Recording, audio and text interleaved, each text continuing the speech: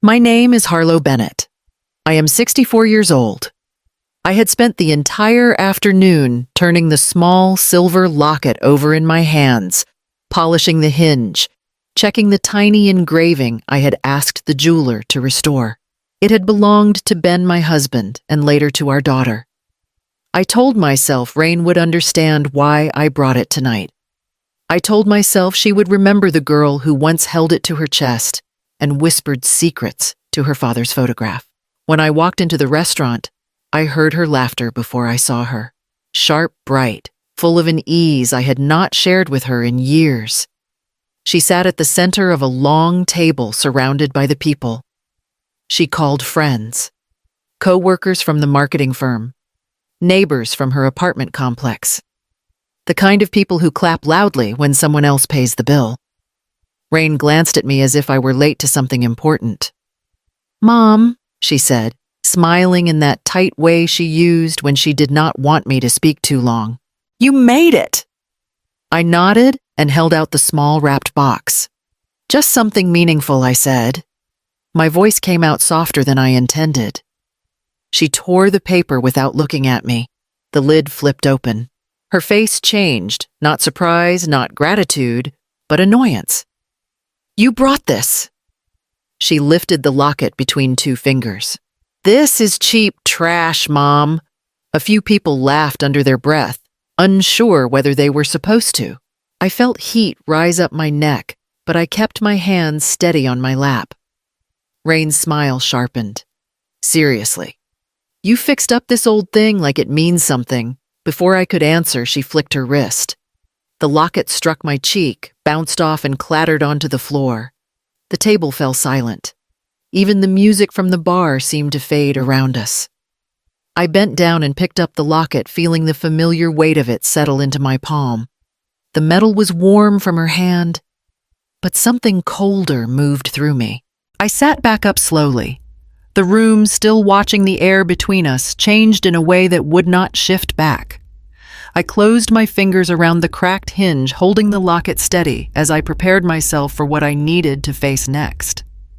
I held the locket in my coat pocket all the way home, feeling the dent Rain's throw had left on the hinge. By the time I stepped into my Back Cove apartment, the silence felt heavier than the cold outside. I set the locket on the table. Its chain curled like a question I no longer knew how to answer. "Mom, look what Dad got me." Her little voice rose up in my memory before I even touched the clasp. Rain had been 7 that winter, cheeks red from the wind, snow melting in her hair as she stood in the doorway holding the locket with both hands. Ben knelt behind her, smiling the way only he could quiet sure pride. "It is for when you are older," he had told her, brushing a strand of hair behind her ear. "Something small to keep us close, Bug." She had pressed it to her heart. "I'm never taking it off." The memory shifted as memories do, too fast, too sharply.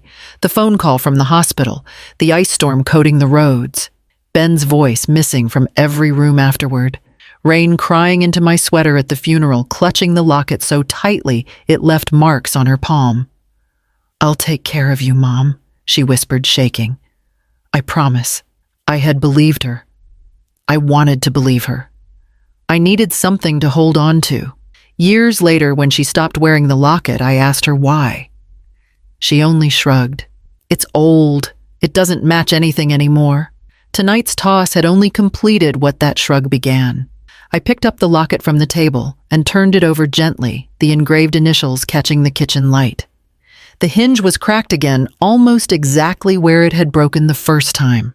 I closed my hand around it, feeling the old promise slip further away as the room settled into a quiet I no longer trusted.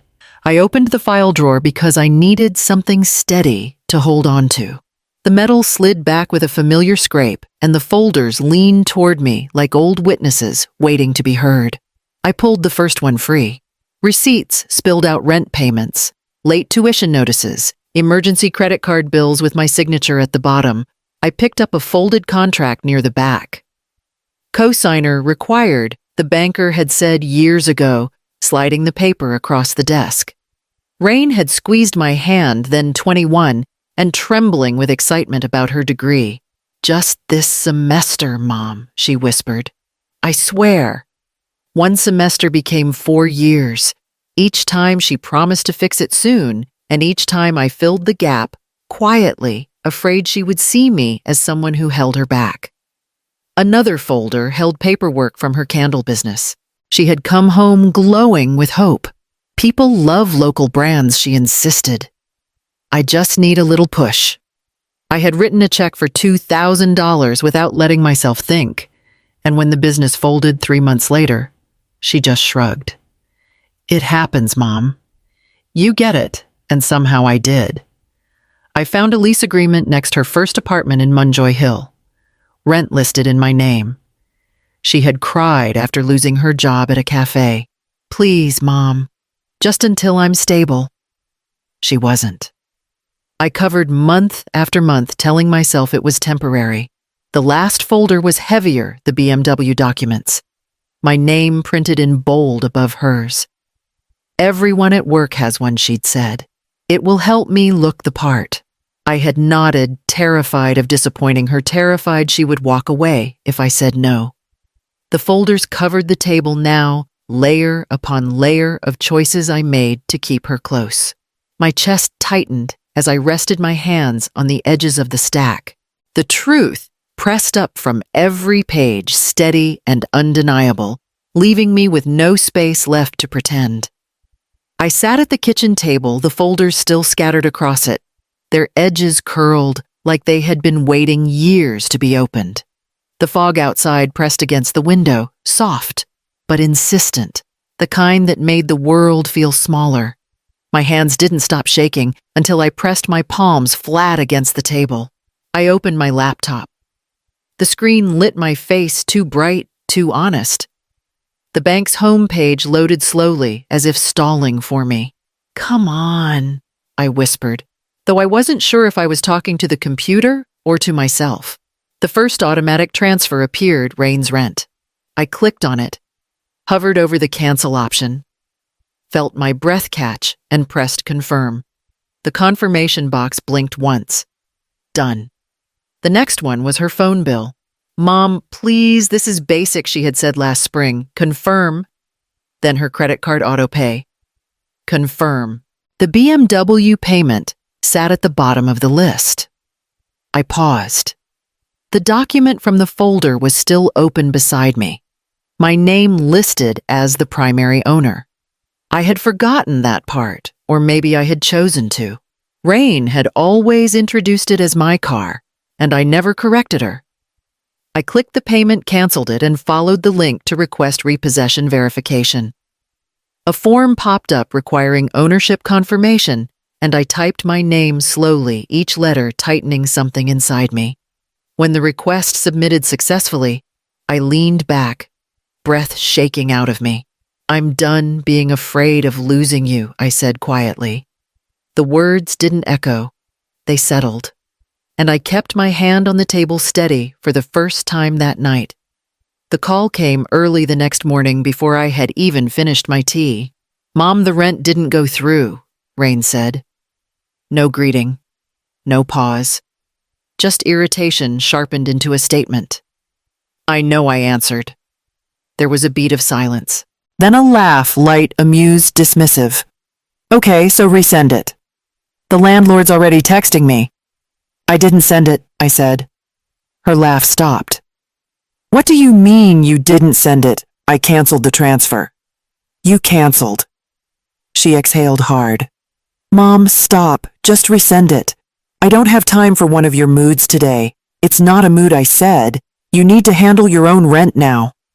The click of her tongue snapped through the phone. "You're joking. I'm not." She didn't speak again before hanging up. By noon, I heard from one of her co-workers, someone who still had my number from her days running the candle business. "Harlow, Rain's having a meltdown outside the office. Some men came for the car." I closed my eyes. The repossession had moved faster than I expected. By 5 o'clock, Rain was pounding on my apartment door. "Open it." Right now, I unlocked it before she broke the frame. She shoved past me, hair, wild eyes blazing. You reported the BMW, she said, voice shaking. They took it. In front of everyone. It is in my name, I reminded her. I do not care whose name is on it, she shouted. It is mine. You gave it to me. I helped you get it, I said. That is different. She paced the kitchen like someone trapped in a shrinking room.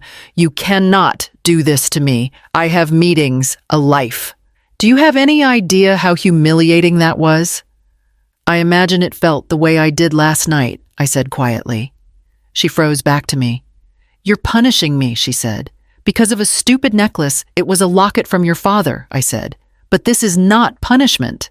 This is me stepping back. She turned disbelief, twisting her features. You need me to depend on you. That is how this works. You say yes, I move forward. You say no, everything falls apart. Things fall apart, I said, when I keep holding them up alone. The words landed between us heavy, unfamiliar. For the first time in years, Rain didn't have an immediate answer. She stared at me as if seeing a crack appear where she never expected one. Her mouth closed again, and she left without another word, the door shaking behind her. For the next week, Rain called constantly. Not to talk, only to demand updates I no longer provided. Mom, the electric bill is overdue, she snapped one morning. I know. You know, and you are not fixing it. That is your responsibility now. She hung up before I finished the sentence. By the end of the week, her tone had changed. They froze my card, she said, breathing fast. They said the minimum payment bounced. You will need to call them, I said. You always call them, not anymore. Another hang-up, another silence. I heard from someone at her office, a woman named Claire, who had been at the birthday dinner. She had a scene in the hallway, Claire said. Crying, yelling into her phone. The boss pulled her aside. I thanked her without asking for more. That night, Rain showed up at my door, not shouting this time, but trembling. My friends think I am unstable, she said. They stopped inviting me out. They say I am intense. You have been under pressure, I said. I would not be under pressure if you had just paid what you always pay. I let the words settle. She looked at me as if waiting for regret to rearrange my face. When it did not, she tried something sharper. Dad would hate what you are doing. The air between us thinned. I shook my head. Your father wanted you to stand on your own. Her eyes flashed. He wanted you to protect me. Yes, I said softly. Protect you. Not replace your life with mine. She let out a brittle breath. You do not get to rewrite him. I am not rewriting him, I said. I am remembering him the way he truly was. Rain's jaw tightened. You think this makes you some kind of hero? You are ruining me. I am stopping myself from disappearing, I said. She stared at me, disbelief hardening into something wounded. She stepped back as if the distance might change the truth. I cannot do this, she whispered, and left again, closing the door like someone shutting out a storm they did not see coming. The wind had been pushing against the windows all evening, a steady thrum that made the walls feel thinner than usual. I had just turned off the kitchen light when the first knock hit too hard, too fast. Mom Rain's voice slurred through the door. Open up! I froze where I stood. The knocks turned into fists. I know you're in there. Do not pretend you are not. I stepped closer. Rain, you need to go home. Home! She laughed loud and wild. I do not have a home because you took it. You took everything. Her words tangled with the smell of alcohol. She hit the door again harder. You ruined my life. You hear me. You ruined it. Rain, stop. My voice shook, despite how calm I tried to sound. Please go before you hurt yourself. I am already hurt, she shouted. You made sure of that. She slammed her palm against the sidelight glass. The pain rattled.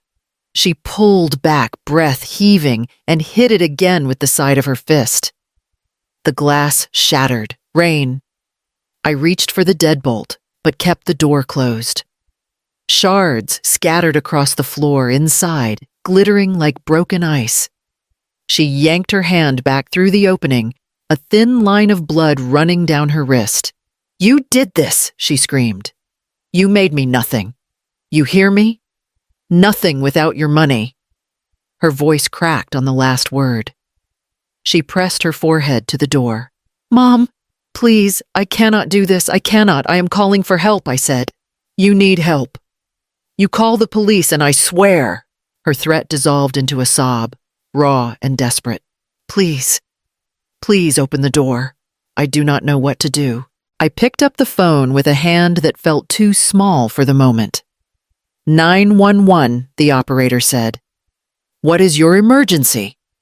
My daughter is outside, I said. She is intoxicated. She broke the glass. She is bleeding and she will not leave. Stay inside. Officers are on their way. Rain slid down the door, her voice muffled as she cried.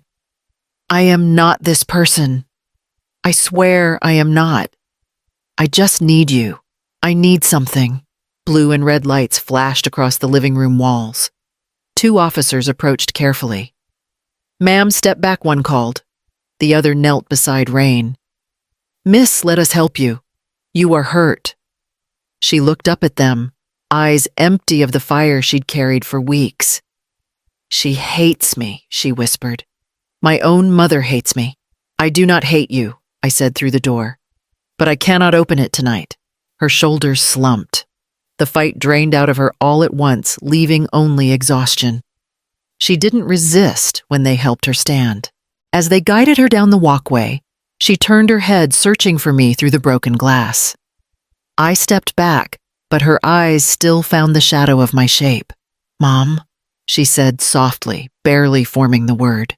Her voice faded as the cruiser door closed and the lights carried her away down the street, leaving the house trembling in the wind she had brought with her.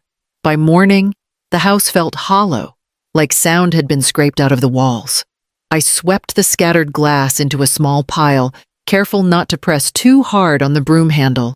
A thin smear of dried blood marked the wooden threshold. Rains.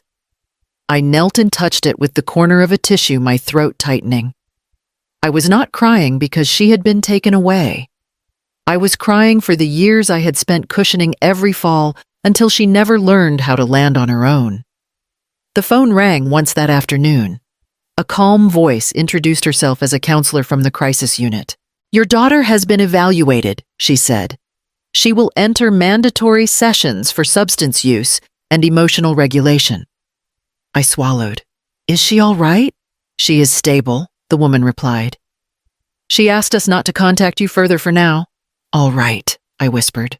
Weeks passed quietly. Then months. No calls, no knocks, no demands, just the slow settling of a life I barely recognized as my own. I stopped checking the phone every morning. I learned the rhythm of silence, how it could hurt and soothe at the same time. One evening, as I wiped the last sliver of glass from the floor, the room stayed still around me as if waiting for whatever would come next. I heard bits and pieces about Rain long before I heard from her directly. A former co-worker of hers, Claire, called one afternoon. I thought you should know, she said gently. They let her go today. Too many absences.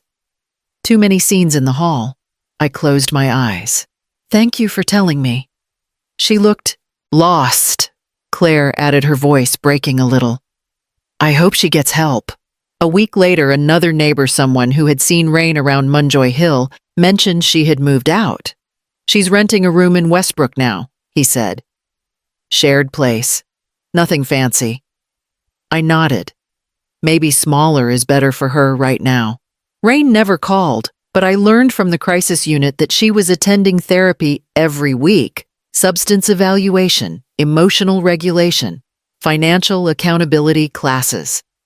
The counselor spoke carefully, measuring each word. She shows up, she said, even on the hard days. That was more than she had done in years. Months passed before her handwriting appeared on an envelope in my mailbox. The return address was a street in Westbrook I did not recognize. I carried the letter inside and stood by the counter before opening it. Her words were uneven, as if written between breaths. Mom, I know I broke everything. I know you are afraid of the damage I can do. I am trying to understand myself. I am working at a small print shop. The pay is not much, but I earn it on my own. I do not want money. I want to be someone you are not afraid to love. I traced the last sentence with my thumb, the ink slightly smudged like she had touched it too soon. For the first time in a long while, the room felt warmer, not because anything was fixed, but because something had finally begun. I moved into the small rental in Ferry Village on a Wednesday morning. The house was simple, bright and quiet, in a way my old place had forgotten how to be. I unpacked slowly, letting each box settle where it belonged, instead of rushing to fill the space. On the kitchen table, I set down the locket. The crack along the hinge was still there, faint, but visible. I had repaired it again the night before, carefully, patiently, until it opened and closed without strain. It no longer looked broken. It simply looked lived.